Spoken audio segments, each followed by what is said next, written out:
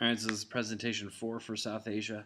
This one we're looking at current issues. So first off, political cartoon. This one is about Bangladesh. Says we lost everything. Says we never really had anything. This is after a storm. So really just kind of pointing out the fact that Bangladesh is so poor. That even after thunderstorms, even though they lost everything, they really never really had that much. Skipped that. And then this is looking at the population of Earth. As you see this political cartoon, Earth is saying, I don't think I can support much more folks. And so basically that it's hit its carrying capacity. And of course, this region of the world in South Asia has a huge amount of the population. Most of the densely populated areas is along the Indo-Gangetic Plain, along the Ganges River, and then along the coastline, obviously because of trade and jobs and things like that. In this political cartoon, we see third world population explosion because most of the growth in the world is occurring in the third world. So your countries that are developing, your poorest countries. And you can see the fact that there's a lot of them based on how big the baby is. And then this house, you got Western nations, and that's going to be like the United States, European countries, Canada, Australia, stuff like that. And really, the idea is that it's our responsibility to feed these children because the poor countries can't do it. But the cartoonist, of course, is making the point that we're not capable of doing that based on the size of this baby and, of course, the size of this house and the resources that the West has. So that's what that person's pointing out. And then here, population density, you see that Bangladesh is actually the densest population, has the densest population on Earth, right, almost 1,000 people per square kilometer, whereas in the U.S. we have about like 30 or so people per square kilometer. So Bangladesh is tightly packed in, even though it's incredibly poor. All right, so in India, we have not seen a one-child policy in India. One reason why it's growing so quickly, but they have a young population, so it wouldn't help them. They have a premium on sons, and so daughters sometimes are killed through like female infanticide, where they just leave the baby out, or of course the boy just gets more attention.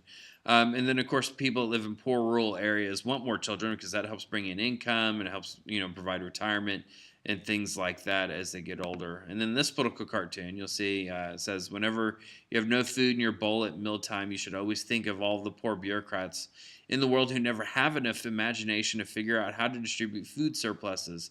They have to go to bed with empty heads every night. And so the point this cartoonist is making is that we actually have enough food. It says food surpluses, so it means extra food. So there is enough food to feed the world, but the problem is the distribution of that food to get it to the people that need it in the poorest countries on earth, and that's what's not happening. Hence, the bureaucrats, so government leaders and stuff like that, going to bed every night with empty heads because they don't have an idea of how to do it. And population pyramids, again, just giving you an idea of these populations. So Pakistan, a young population, so dealing with the same issues. It's mainly a rural population, obviously poor. Sri Lanka is doing a little better, but still a younger population in general. And then status of women in India. So even though we've seen women in their government roles there, the overall status of women is low. And so you still have areas where they conceal women completely from non-family men, like even up until their wedding day, pretty much. And then some places they are supposed to be veiled, and then education is not always available to women, depending on the country. And then, as I was mentioning, female infanticide, where they kill female babies sometimes because they'd rather have boys, and they don't want to have to take care of the girls. And then your only real positive sign here is the Indian government, where you have democracy, which is making things more equal for the people. Now, some places they do have access to getting sonograms and stuff, to where they'll have selective abortions if it's a female. And obviously, you run into the problem of having too many males in the population. And then dowry killings. This is the idea of bride burning. And this doesn't happen as often, but it still does. And this is basically where, whenever you get married in these cultures, the family of the wife provides a dowry or a gift to the male, and if he doesn't like that gift, if he's not pleased with it, he may stage a accidental death of his wife, some kind of fire or something, and kill her, so he can get remarried and collect another dowry. And that still happens in some rural areas in India and other countries.